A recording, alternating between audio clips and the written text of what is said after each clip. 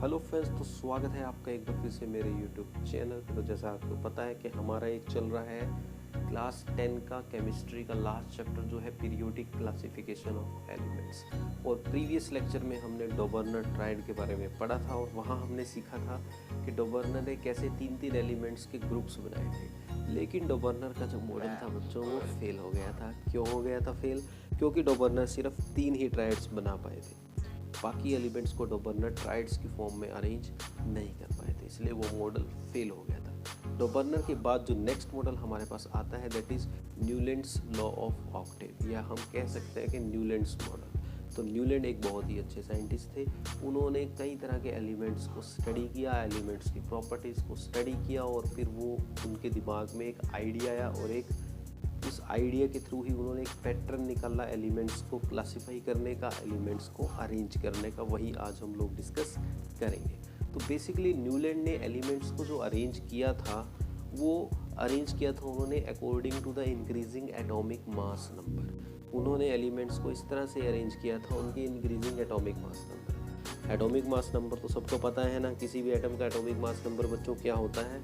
Number of protons plus number of neutrons. कि किसी atom में कितने प्रोटॉन हैं प्लस कितने न्यूट्रॉन हैं, उनको ऐड कर दो तो हमें मास नंबर मिल जाता है। जैसे कि सोडियम का एटॉमिक मास नंबर 23 है। तो बच्चों न्यूलैंड ने एलिमेंट्स को अरेंज किया था in the order of increasing atomic mass number. मतलब सबसे पहले सबसे कम मास नंबर वाले एलिमेंट, फिर उससे ज़्यादा मास नंबर वाला एलिमेंट, फिर उससे ज़्यादा, फिर उससे ज़्यादा, फिर उससे ज़्यादा। तो जब उन्होंने ऐसे अरेंज किया तो उन्होंने एक पैटर्न देखा और उस पैटर्न के अकॉर्डिंग उन्होंने अपना टेबल बनाया और अपनी एक लॉ दे डाली, और उस लॉ को बोलते हैं न्यूलैंड्स लॉ ऑफ ऑक्टेव। तो न्यूलैंड्स लॉ ऑफ ऑक्टेव को एक्सप्लेन करने से पहले थोड़ा सा म्यूज़िक के बारे में जान लेते हैं। तो दोस्तों म्यूज़िक में जो ऑक्टेव्स हैं, म्यूज़िकल नोट्स हैं, म्यूज़िकल नोट्स के बारे में तो आपने सुना ही होगा। मैं यहाँ बात कर रहा हूँ सारेगामा। तो दोस्तों आपने जो म्यूज़िकल नोट्स हैं सा, रे, गा, मा, पा, धा, नी, सा, इनके बारे में तो सुना ही है। अब अगर इन म्यूजिकल नोट्स को आप ध्यान से देखो तो पहले नंबर पे आता है सा, फिर रे, गा, मा, पा, धा, नी, सा। तो आप अगर ध्यान से देखो तो पहले नंबर पे आता है सा और उसके बाद दोबारा से 8th नंबर पे भी क्या आ जाता है? सा। तो यही पैटर्न न्यूलैंड ने अपने टेबल में यूज़ किया। मतलब उन्होंने इसी पैटर्न का इस्तेमाल किया कि जैसे म्यूजिकल नोट्स में पहले म्यूजिकल नोट से 8वां म्यूजिकल नोट मैच कर रहा था। न्यूलैंड ने सेम आइडिया बच्चों उठाया और न्यूलैंड ने क्या कहा कि अगर हम एलिमेंट्स को अरेंज कर देते हैं in the order of their atomic mass number, कि एलिमेंट्स को मैं अरेंज कर देता हूँ उनके एटॉमिक मास नंबर के बेसिस पे, सच दैट कि हर पहले एलिमेंट की जो प्रॉपर्टीज़ होंगी वो उसके बाद आने वाले हर 8th एलिमेंट से मैच करेंगी। मतलब न्यूलैंड ने एलिमेंट्स को इस तरह से अरेंज किया कि हर पहले एलिमेंट की जो प्रॉपर्टीज़ है वो उसके बाद आने वाले हर 8th एलिमेंट से मैच कर रही थी। कि जैसे मान लीजिए ये पहला एलिमेंट है, इसके बाद जो हर 8th एलिमेंट आएगा उससे उसकी प्रॉपर्टीज़ मैच करेंगी। जैसा कि आप देख सकते हो उस टाइम पे मतलब न्यूलैंड के टाइम पे 56 एलिमेंट्स के बारे में पता था। तो न्यूलैंड ने सभी 56 एलिमेंट्स को in the order of the increasing atomic mass number arrange कर दिया था। मतलब हाइड्रोजन से लेकर लेंथेनम तक सभी एलिमेंट्स को उन्होंने अरेंज कर दिया था। और कुछ इस तरह से अरेंज किया था कि हर पहले एलिमेंट की प्रॉपर्टीज़ हर 8th एलिमेंट से मैच करती थी। और एग्जाम्पल के तौर पे अगर मैं लिथियम लेता हूँ, देखो लिथियम के बाद जो 8th एलिमेंट आता है बच्चों, देखो लिथियम के बाद जो 8th एलिमेंट आता है दैट इज़ सोडियम। तो लिथियम और सोडियम की प्रॉपर्टीज़ मैच कर रही है। तो इस टेबल में एक कॉलम में जितने भी एलिमेंट्स आ रहे हैं बच्चों उन सभी की प्रॉपर्टीज़ मैच कर रही है। तो बहुत ही अच्छा मॉडल यहाँ पे न्यूलैंड ने दिया और बहुत कुछ उन्होंने बच्चों एक्सप्लेन किया।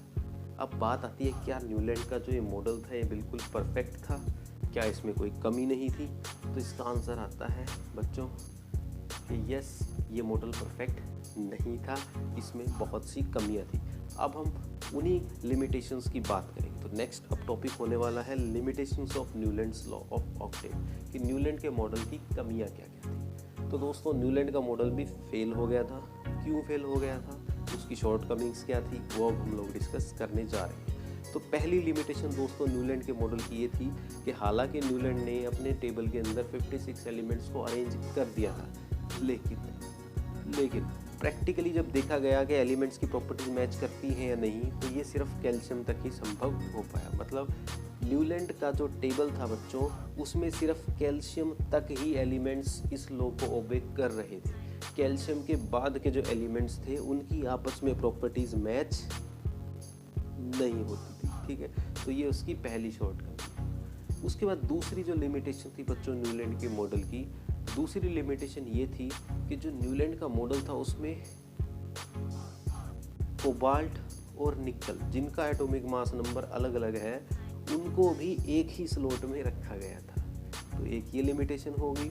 और उसके अलावा दोस्तों कोबाल्ट और निकल को सेम स्लॉट में तो रखा ही गया है, लेकिन जिस कॉलम में उनको रखा है उस कॉलम में कोबाल्ट और निकल जैसी प्रॉपर्टीज वाले एलिमेंट्स हैं ही नहीं। आप देख सकते हो, ध्यान से देखो अगर आप, तो कोबाल्ट और निकल जिस स्लॉट में रखे हैं उस स्लॉट में जो कॉलम है उस कॉलम में कोबाल्ट निकल से ऊपर क्लोरीन है, नीचे ब्रोमीन है। अब क्लोरीन और ब्रोमीन तो भैया नॉन मेटल्स हैं और कोबाल्ट और निकल ठहरे मेटल्स, तो इनकी तो प्रॉपर्टीज मैच ही नहीं होती। तो ऐसे एलिमेंट्स को सेम ग्रुप में रख दिया गया है जिनकी आपस में प्रॉपर्टीज मैच ही नहीं होती। ये तो भैया गड़बड़ हो गई, ठीक है, तो मॉडल तो फेल हो गया। इसके अलावा दोस्तों ऐसे एलिमेंट्स जिनकी प्रॉपर्टीज बिल्कुल मैच करती थी उनको दूर दूर रख दिया गया। उदाहरण के लिए आप देखो आयरन को और कोबाल्ट और निकल, आयरन और कोबाल्ट और निकल इनकी प्रॉपर्टीज मैच करती है, लेकिन अगर आप ध्यान से देखो तो न्यूलैंड के टेबल में आयरन और कोबाल्ट और निकल बहुत दूर दूर रखे हैं, तो ये एक लिमिटेशन है। इसके अलावा दोस्तों न्यूलैंड ने अपने मॉडल में नोबल गैसेस के बारे में कुछ भी नहीं बताया था। हालांकि उसके मॉडल, जब न्यूलैंड ने मॉडल दिया तब नोबल गैसेस की डिस्कवरी नहीं हुई थी। नोबल गैसेस का बच्चों मेरा मतलब है, नोबल गैसेस का मतलब नोबल गैसेस के थ्रू मैं बताना चाहता हूँ इनर्ट गैसेस के बारे में, जैसे कि helium, neon, argon, krypton, xenon. ये ऐसी गैसेस हैं जिनकी outermost shell fully complete है। तो इनके बारे में इसका मॉडल कुछ भी नहीं बताता था। और जब इनर्ट गैसेस की डिस्कवरी हुई हीलियम, नियोन की, तो ये इसके मॉडल में सेट भी नहीं बैठती थी। तो एक लिमिटेशन ये थी कि ये नोबल गैसेस को जो हमारा टेबल था न्यूलैंड का, इसमें अरेंज नहीं किया जा सकता था। तो ये थी दोस्तों कमियां न्यूलैंड के मॉडल की। और अगर मैं न्यूलैंड के लो मॉडल की एडवांटेज बात करूँ तो एडवांटेज उसमें बस यही आती है कि एक तो उन्होंने एलिमेंट्स को अरेंज किया according to their atomic mass number, और बहुत से एलिमेंट्स को, सेम प्रॉपर्टीज वाले एलिमेंट्स को अरेंज भी कर दिया। इसके अलावा जो डोबर्नर के जो 3 ट्रायड थे वो तीनों के तीनों ट्रायड आपको यहाँ पे देखने को मिल सकते हैं। बस ये एक इसकी एडवांटेज थी। बाकी सभी जो आपको 4 लिमिटेशंस बताई इनकी वजह से ये मॉडल फेल हो गया। तो आज की क्लास में इतना ही। नेक्स्ट इसके बाद हम डिस्कस करेंगे दोस्तों मेंडलीव्स पीरियोडिक टेबल।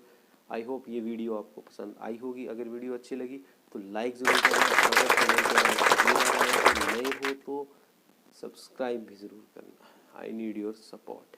मिलते हैं बच्चों नेक्स्ट वीडियो में, तब तक के लिए धन्यवाद। जय हिंद।